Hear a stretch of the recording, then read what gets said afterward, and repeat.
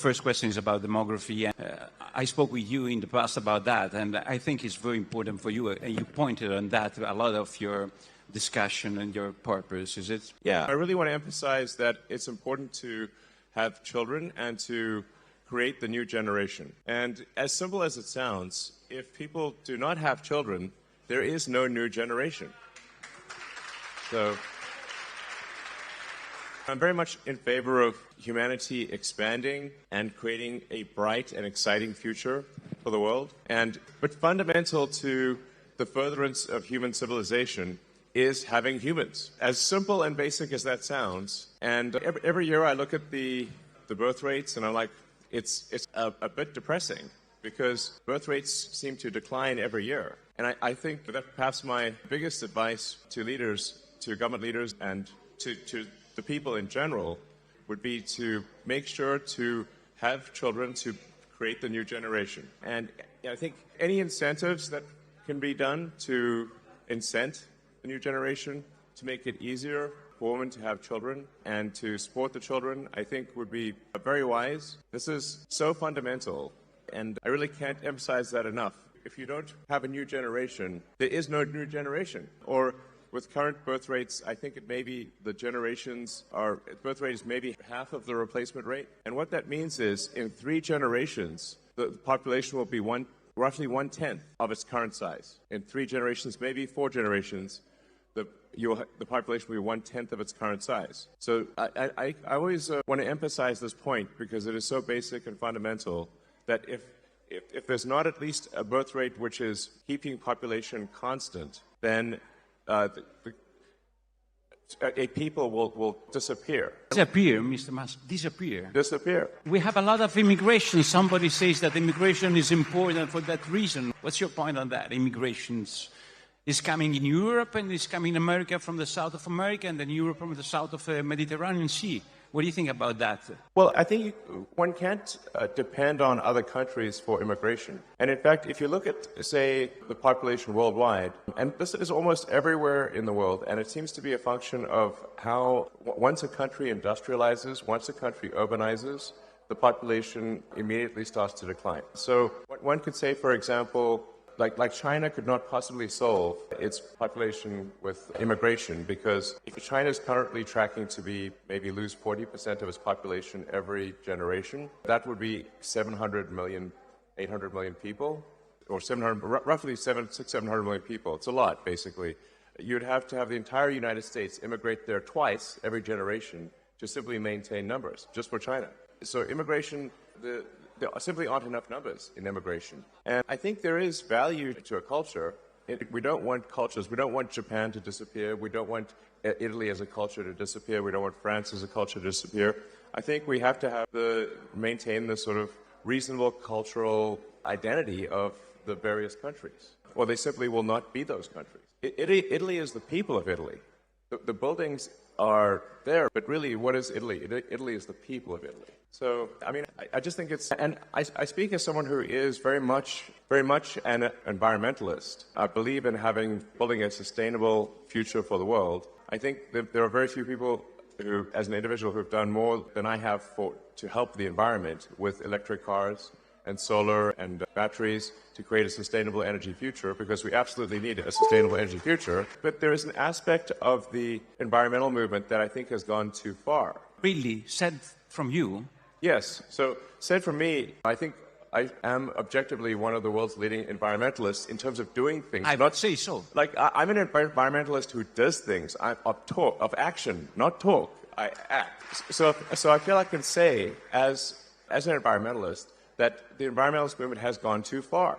And in that, in the natural extension of the environmentalist movement, if you go too far, you start to look at humanity as a bad thing. You start to look at humanity as though we are a plague on the surface of the earth, as though humanity is a bad thing. And in fact, there are some people who think and say explicitly that, in fact, there was on the front page of the New York Times, there was a guy who said, there are 8 billion people on Earth. It would be better if there were none, which is crazy. Definitely. So, you told me once a joke about the cows and the problem with the cows. You remember that? Oh, yeah, don't worry about the cows. The cows are fine.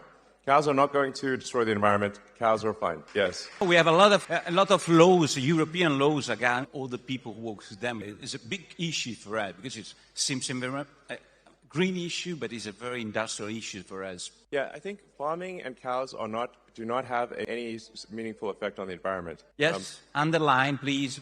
Yes, objectively, this is true. If you say there's really only one thing that matters from an environmental standpoint for carbon, which is that we are taking billions, eventually trillions of tons of carbon from buried deep under the earth and transferring it to the atmosphere and oceans. That's actually really all that matters, is taking vast amounts of carbon from underground where it's buried and moving it into the atmosphere by burning it. And if you do that for long enough, eventually you will get climate change. Now, I think the climate change alarm is somewhat overblown in the short term.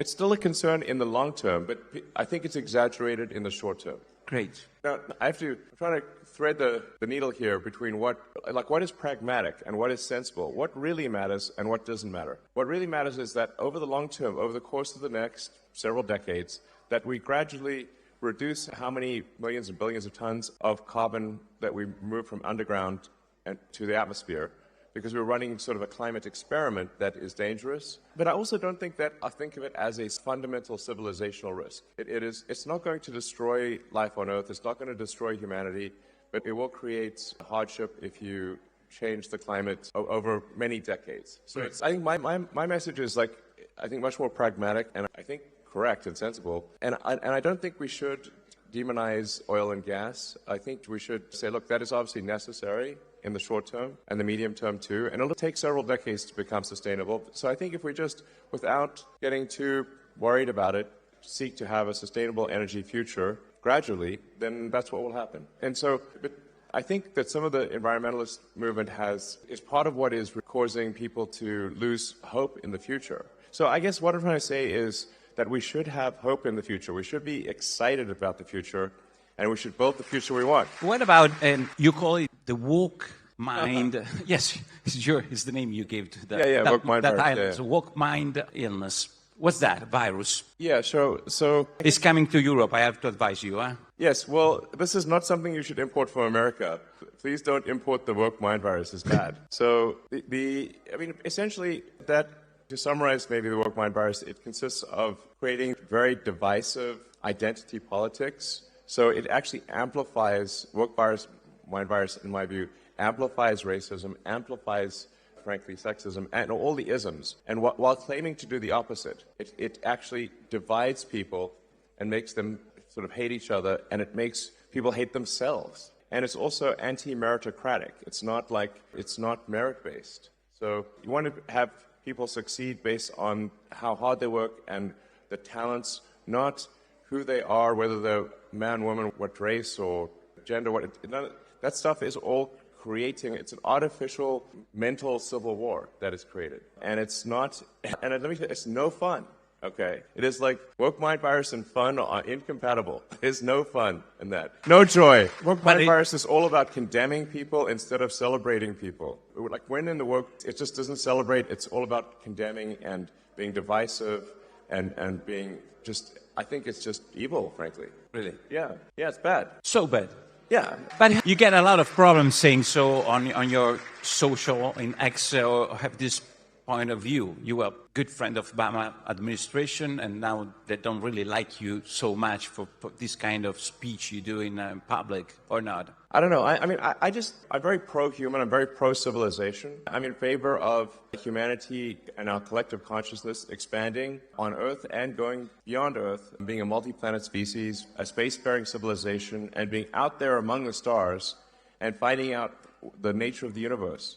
Like all the things that seems like to me an exciting thing, something you can get really excited about. Is you can get excited, like we want to have ideas that make you look forward to waking up in the morning, look forward to the day, look forward to the future. And so you have to say, what excites you about the future? What moves your heart about the future? What makes you say, like, yes, I'm glad about what will happen in the future?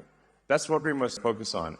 And that's why we have to have a new generation. We've got to build and we got to grow. And like I said, we understand the nature of this beautiful universe that we find ourselves in, and the meaning of life, or even what questions to ask about the meaning of life. Let us explore this wondrous creation and have a good time doing it. That's my philosophy. Let me go back for a little, because I want to ask you about your perception of Europe as a building, not as people. Because Europe does want a lot of integration of cultures, different cultures, and has different approach to the immigration. We heard Meloni did a lot on that with Premier Rama, I see, in the first line of Albania. What do you think about this approach of Europe approach as building, I would say, as an established building? Well, I should say, like, to be clear, on immigration overall, I'm very much in favor of legal immigration. I think that generally, I think one should welcome to a country anyone who is willing to work hard and is honest, has high integrity, and will add to any given country. If somebody is an asset to the country, why not have them join? That's obviously a great thing to do. So I think it's good actually to have an increase in legal immigration and legal with paper, with just some approval process, but with the simple requirement that, look, if somebody is going to add to a country, like just really hardworking and high integrity, let them in. I think that's great. But if it's illegal immigration and there's no filter, well, how do you know who's coming in? You don't know. So you have to have some basis for saying somebody should come in or not come in. And my argument is, like, it should be a very simple basis. Will they add to the country? Will they be a productive part of the economy? And do they admire the culture?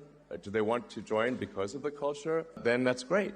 But if there's no process for that, then you don't know. I think at least some number of the people that come in will not be necessarily, and I want to be careful because my words will be misconstrued. I'm not saying all illegal immigrants are, I think probably, perhaps most of them are good. But there will be some, if there's no process for reviewing, not at all, then how can you say that everyone who is an illegal immigrant is going to be honest and hardworking? You can't say that. You simply don't know. So I want to be clear.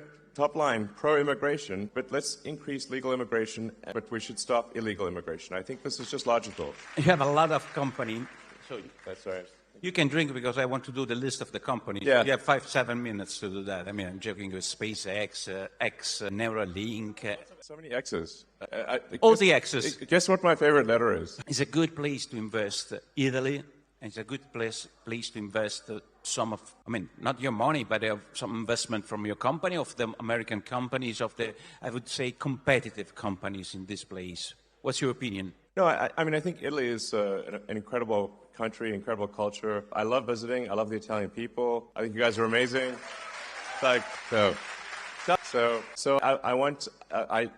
Personally, I want the prosperity of Italy, and I want the prosperity of every country. I want the prosperity of humanity as a whole. And like I said, I want us to have an exciting future where we're fired up about what's going to happen and really excited. And I think Italy is a great place to invest. It's a great country.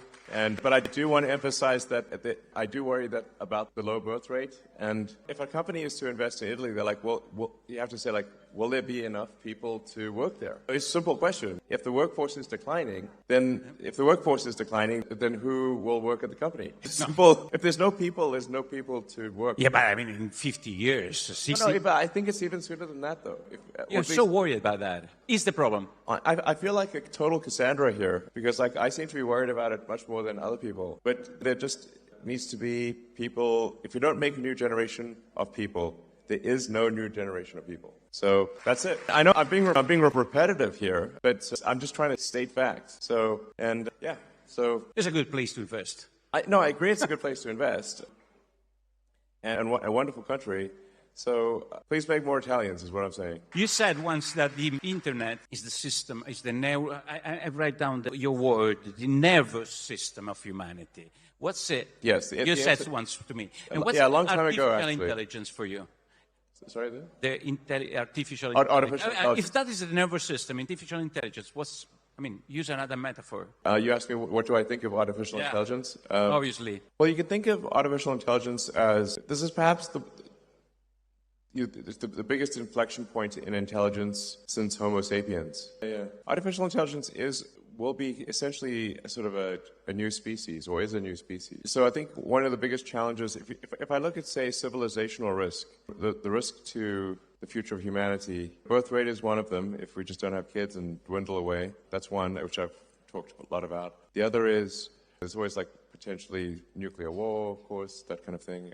Then AI is also an existential risk, and I think we need to be careful with the advent of AI, but it is very much a double-edged sword. You can think of AI as kind of like the magic genie, that like digital superintelligence will be capable of doing anything. Pretty much anything. But he doesn't have any consciousness. I'm wondering about that. I mean, there is a whole question of like, what is consciousness? In fact, so here's like, I've thought a lot about what is consciousness and where does consciousness arise. To say, like, because I think in terms of physics, and at least if physics is true, then we go from a start of the universe where things are almost entirely hydrogen, and then if you leave the hydrogen out long enough, eventually it coalesces into stars, and then those stars explode, and then they recondense. And like most of the mass in your body was once at the center of a star, which is kind of wild, billions of years ago. And so where along the lines of hydrogen to human does consciousness arise? You get very serious when you speak about that, huh? Yeah, no, it's a real question. If you leave hydrogen out in the sun long enough, it starts talking to itself. Here we are, hydrogen talking to itself. How to deal with that? So, if it is so important, how to deal? I mean, right, laws, personal behavior. How to deal with that artificial intelligence? It's a process. I mean, I think we need to keep a close eye on artificial intelligence. I mean, I'm in favor of some regulatory insight, just so that someone can at least be a referee. Like, if you think of any game, like there's always a referee for a game. For industries that affect the good of the people, there are regulatory agencies that oversee those industries. Anything that's dangerous is overseen by some kind of referee or regulator. I think we should have the same thing for AI, just to help ensure that it is beneficial. The good part of AI is that we are headed for a future of abundance. So AI and robotics will mean that there are no shortage of goods and services. There will be goods and services. If you can think of it, you can have it, basically. So this is quite profound. Like I said, it's the magic genie. AI and robotics will get you anything you want. Now, usually in these sort of fairy tales about magic genies, it doesn't turn out so well. You have to be careful what you wish for, even if what you wish for are wishes. So it's just something we should be cautious about. Okay. On the plus side, it will bring many benefits, like I said. It will usher in an age of abundance. So the positive scenario of AI is that there's an age of abundance and there's no shortage of goods and services, that any scarcity that exists will be only because we define it to be scarce. So, and it does seem to be somewhat of an inevitable thing, AI. So there's that, supposedly that Chinese saying about, may you live in interesting times. Well, I think we currently live in the most interesting of times in all of history right now. So anyway, so my recommendation on AI is I think we want some kind of regulatory oversight just to make sure that it's beneficial AI. Great. Yeah. We hope so. And what about the governments? Like, I mean, they are elected by people, like Meloni and this government and the other government. They have any risks? Or what do you think about this challenge for the executive of the nations about all these new process? Sorry, I'm not sure I understand the question. What's the risk for the government of this intelligence? Are there any risks? I mean, that democracy is finished. Well, I think there's certainly risk of artificial intelligence affecting voting opinion, I suppose, and manipulating public opinion. So I think there's some risk of, AI manipulating the public. I think there's some risk of that. So, yeah. Okay. But I think, like I said, 80% probable that AI is beneficial, 20%, something like that. I'm always worried because we have a new government. It's 2 years, this government, almost 2 years. And we have a Europe, for us, is our artificial intelligence. It seems like artificial intelligence, but it's not very intelligent sometimes, Europe.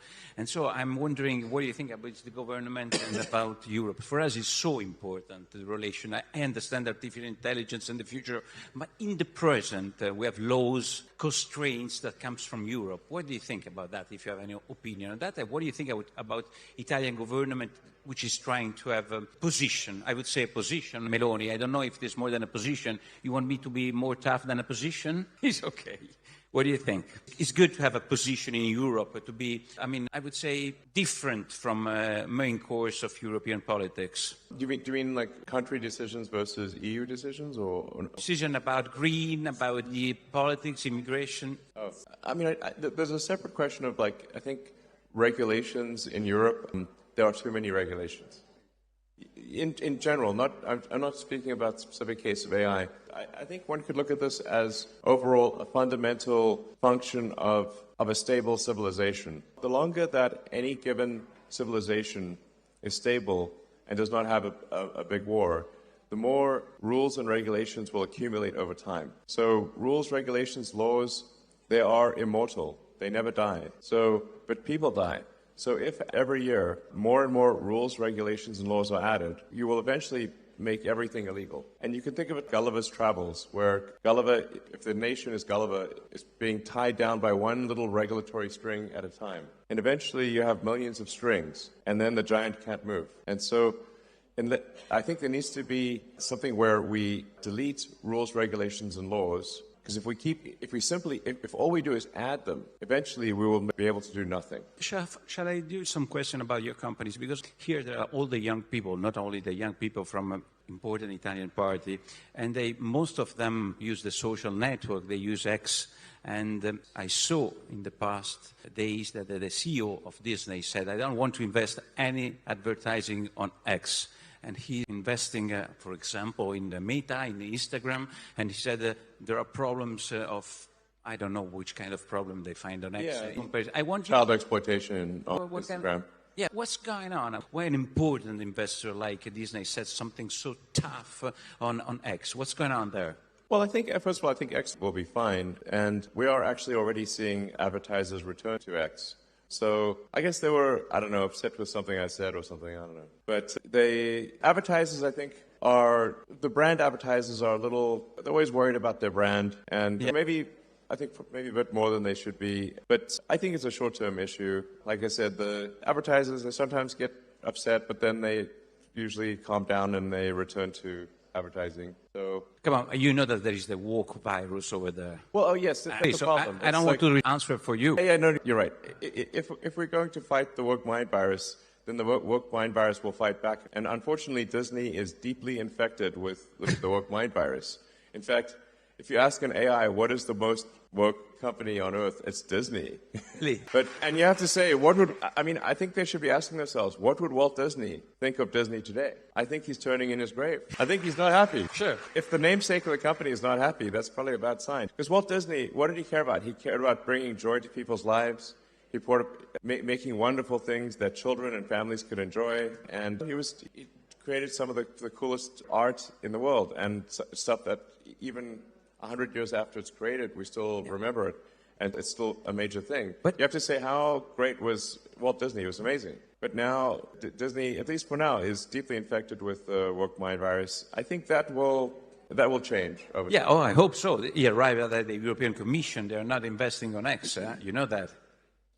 Maybe they got the woke mind virus too. Yeah. You don't care. I think so. And it's like, why are they importing this crazy thing from America? It's just something that was created basically by sort of far left crazy people in US colleges, and now it's spreading all over the world. And it's like the thing is, the woke mind virus, it's not a message of joy, it's a message of division.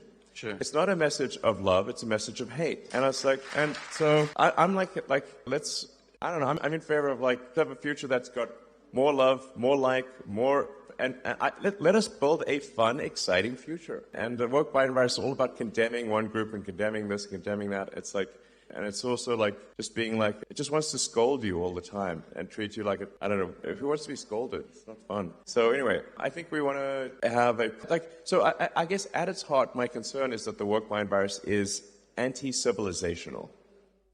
End of civilization. Anti-civilization. If it represents a cost for your company, you have a trade-off between the cost of your position and the cost for the company. What's your choice? And how much is important in your behavior, the free speech standing? That's the question. I do think free speech is incredibly important, because if people cannot speak their minds, and then we won't have a democracy.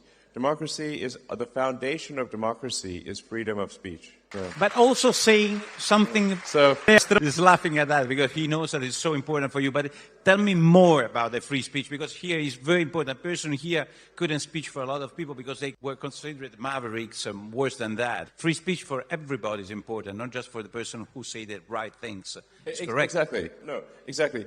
Free speech means that free speech is only relevant. Free speech is only meaningful when if you allow people you don't like to say things you don't like.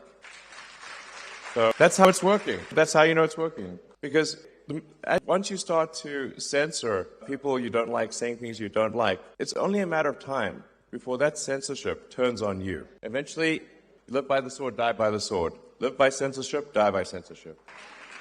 2 minuti. Vabbè, allora ci abbiamo 2 minuti. Ragazzi, qua per... Che cosa? Tutti fategli un applauso a Elon. Dai, facciamogli altri paio di minuti,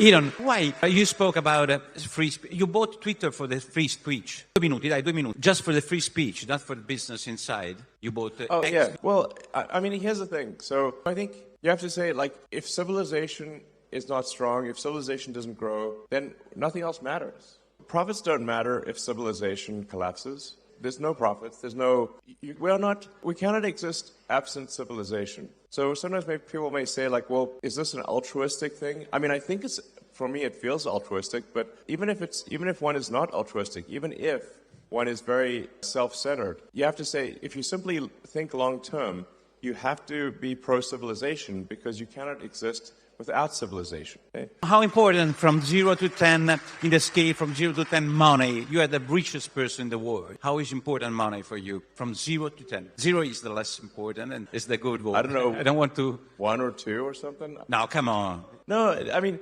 One or two? Just one or two? Well, if you say, like, the reason I guess I have what wealth, or it's really just shares in the company, is that I've created these companies.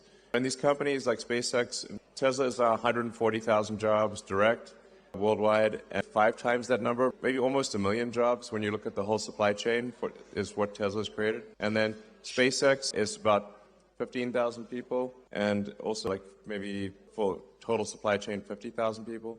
So, I mean, I've basically, with the help of many talented people, built these companies, and then these wealth statistics simply add up what the ownership is in the companies and say, okay, this is a certain amount of money. But I don't actually have that in money. I have it in stock. It's just that the companies have succeeded. But how was the last launch of the SpaceX? Tell me something. Last question, please, Giovanni. The last launch, I see Mauro there sitting on the floor. Why are you sitting on the floor? Are you worried about the height? How was the last launch? You were optimist about your SpaceX, the big... Yeah, so, well Starship... So the exciting thing about Starship is that it's the first rocket design that could make life multiplanetary, that could enable a self-sustaining base on the moon and a city on Mars. So because it's not just a very large vehicle, but it is designed for full and rapid reusability, so that would lower the cost of access to space by, I don't know, maybe 100 or more. And so, basically, it's the first rocket that is capable of building a base on Mars. And a base on the moon, yes. So there's the great Italian physicist Enrico Fermi. I'm a big admirer of Fermi. And he was very good at asking profound questions. And one of his questions, which is called the Fermi paradox, is where are the aliens? And one of the explanations is that, and perhaps I think the one that I think appears to be most accurate, is that consciousness is extremely rare. People often ask me, do I know about aliens or something like that? I get asked that a lot. And the crazy thing is that I've seen no evidence of aliens whatsoever. This means that I think most likely, at least in this part of the galaxy, we are the only consciousness that exists. And so you can think of human consciousness really as like a tiny candle in a vast darkness. And we must do everything we can to ensure that the candle does not go out. Great. We can finish with that. Okay? We can finish with this. Oh, and so it's worth reading about the Fermi paradox, and because people have thought very hard about this, because one of the things is like, well, maybe there are these great filters, and these civilizations don't pass these filters. One of the filters is, do we become a multi-planet species or not? If we do not become a multi-planet species, then eventually, at some point, something will happen to the planet. Either it will be man-made, or it will be something natural, like a meteor, like whatever killed the dinosaurs. for example. So, and then eventually the sun will actually expand and will destroy all life on Earth. So if one cares about life on Earth at all, we should care about becoming a multi-planet species and eventually going out there and becoming a multi-stellar species and having many star systems. We want the exciting parts of science fiction to not be fiction forever. We want to make them real. And yeah. Great. Thank you very much.